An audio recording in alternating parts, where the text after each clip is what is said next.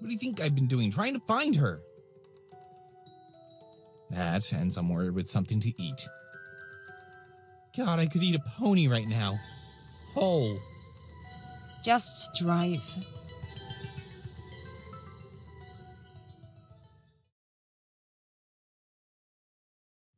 The snow had begun to pick up, along with the wind, and Jill could no longer discern the details of the world around her as the sky and earth blurred in the flurry. What she could see, however, was the knoll. Hey, Owen, do you know if it's normal to be able to see ghosts more clearly than the world around them? Oh, totally. Things like fog and distance don't affect a ghost because you're not actually seeing them. Your brain is being overridden with their psychic imprint. Jill paused, turning to Owen. Owen, that was frighteningly coherent. Oh, look, brah, more. Jill suppressed a groan as she tried to finish a text.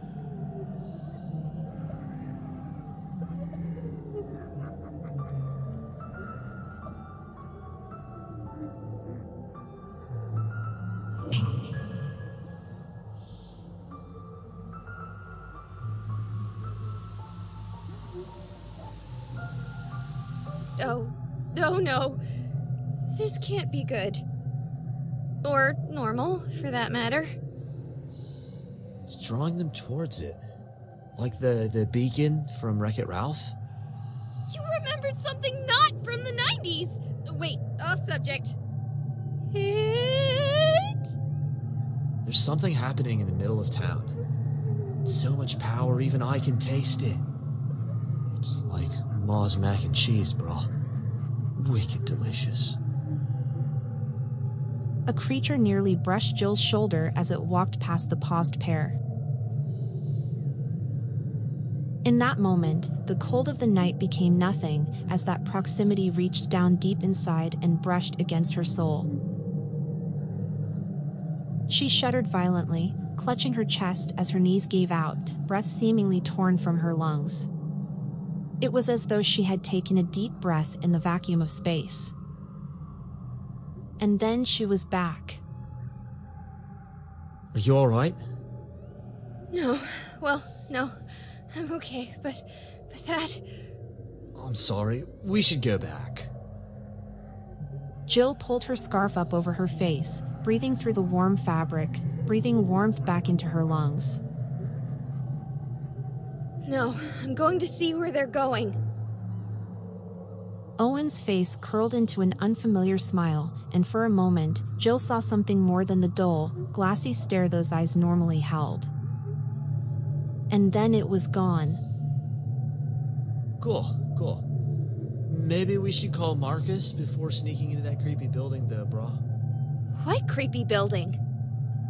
Jill asked as her knee, and then promptly her face, met brick wall.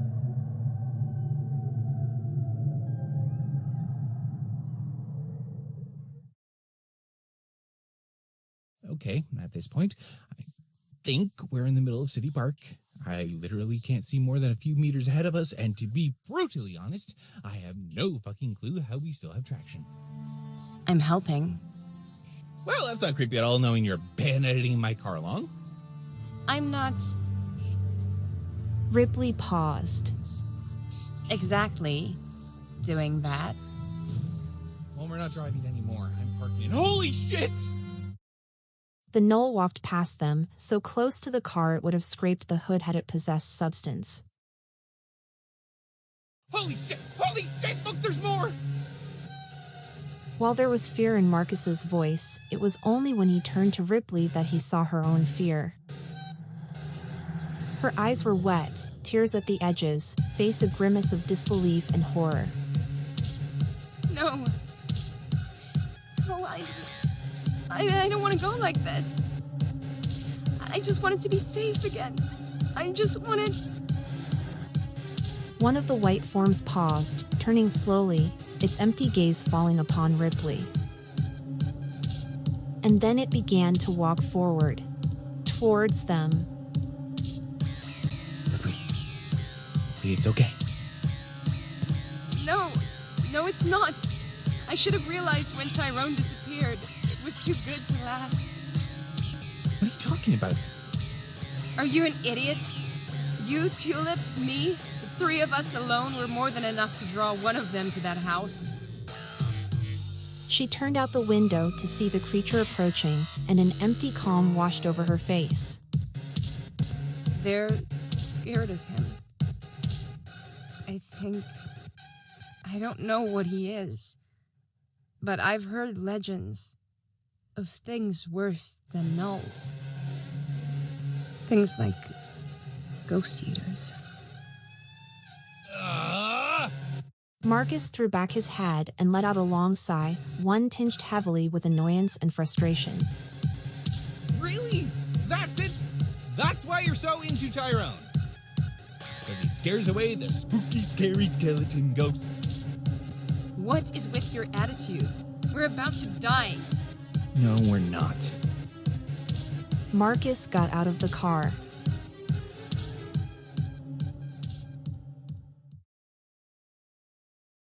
Oh, poop! That hurt! Jill's hand reached forward, and she felt ice crunch beneath her hand as she pressed against the wall. Whoa. It's like the building is so cold, it's freezing the air around it. Jill snatched back her hand as the cold finally made its way through her mittens and bit her fingers. Popsicles! Come on, let's find a door. Jill began to brush wildly at the delicate lattice of ice veiling the building in white. Don't worry, bro. I've got a quicker trick to get us in lickety-split. Owen proceeded to stick his head into the wall. He turned once, twice, and then stepped back to point at an unremarkable portion of the ice siding. Double doors right there. I think it's a gymnasium. Like for school? Exactly. Gonna call Marcus. Jill pulled up her phone. Oh, the app's going. Wow, look at people talking. Hey, gals and ghouls. Looks like there's a lot more people talking this time, and no sign of the girl who tried to hijack my broadcast. Okay, this is going to be a little bit different than my normal questions, guys. Anyone out there have any idea what's going on?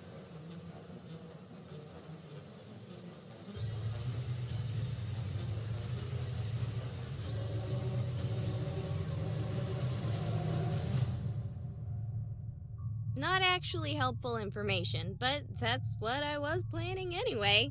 So... Then, a message in bold red text with a black background, a format that should have been disabled on her channel, appeared.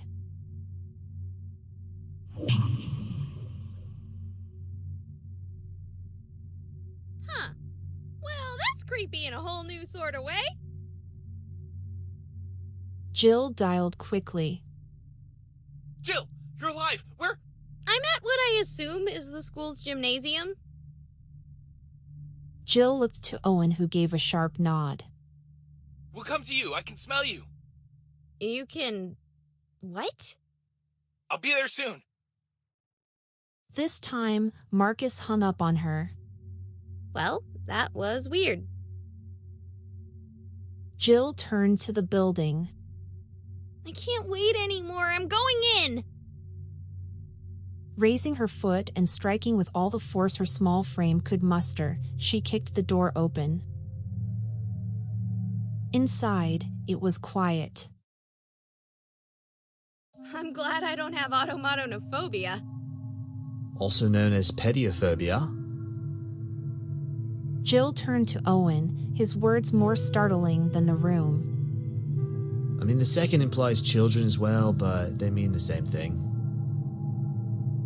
Jill just cocked an eyebrow. Brah. There's the Owen I know. Why aren't any of them moving? I think it's a spell, brah. Though I can't say yet if they're casting it or fueling it. A little of both, actually. A girl, haggard and worn, wrapped tight in a frost-tinged heavy coat, stepped out from the hallways just behind the gymnasium. Another acolyte. Just don't panic like the other idiot did. You bump into a null and you die. Simple as that. That's not a threat. It's just that they're really dangerous. The girl looked about the room, her eyes falling on the form trapped in the center. God damn it. If you had only... Any later and you'd have missed your chance. It would be too late. But you show up just in time for me to have to deal with you. The girl flipped back her hood, and Jill gaped as the girl rubbed her eyes groggily. Dear God, I'm really starting to sound like some maniacal villain, aren't I? Look, it's nothing personal, but this is something important and way bigger than one random... You! What? Why are you yelling like that? You're Kiki! You're my rival! It's nice to be recognized, I suppose, but I have no idea who... Holy shit, you're Jill Count! You! Rival? You have like an entire fan base of people obsessed with your horror web series! Don't tell me you're actually documenting your Acolyte work? That shit is all real? Language! Hot tamales, I am live! Ugh, I hate you. Why didn't I think of that? What are you doing here? The woman pulled out a gun from her pocket, her eyes narrowing. None of your business. And I'd suggest reining in your familiar. I can deal with ghosts as easily as my gun can deal with you. Kiki looked thoughtful for a moment. Did that sound as awkward to you as it did to me?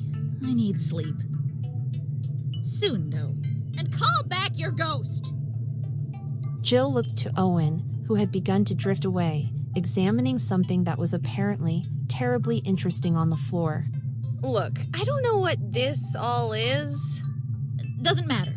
It's too important for me to risk you messing it up. Does it have to do with the Rookards? Kiki grimaced at the question, looking at Jill with unconcealed suspicion. Yes it does. Not as ignorant as you claim, huh? You know, I thought it would be harder to kill someone if I knew who they were. Thanks to it being you, that's not the case. The barrel was in Jill's face in the span of a breath, and with that sight, Jill felt like the world stood still. Oh, I see what you're trying to do, but you made some mistakes, brah. A pregnant silence hung in the air, Kiki's hand suddenly unsteady. With a defiant bark of a laugh, she yelled towards Owen. Ha! No! The original design was the one with the mistakes. That's why we're all like this. Why they are like that. She gestured vaguely to the pillaresque gnolls. Nah, brah, right here. You've got this rune putting power to this rune instead of hopping the node and powering this matrix. Totes amateur stuff, brah. Easy to fix, though. Another silence so deep Jill could swear she heard the crystallizing of her own streaming breath in the overwhelming cold. Show me. And with that, the gun was no longer trained on her, the assailant's attention on Owen. Jill took in a slow breath and pressed her hand to her face, terrified to find a smile on it. Oh, bean burritos, I'm an adrenaline junkie. Jill took a moment to reassess the room, fear and excitement making her heart thump in her ears. The pattern was so clear now, a spiraling monstrosity of arcane nonsense looping inwards to a single point, the gnolls filing around it like they were a part of this eldritch sigildry. And there he was, poised like some Egyptian pharaoh, enshrined in a lattice prison of ice as impossibly pale as the gnolls surrounding him. Jill rushed forward. Don't you dare!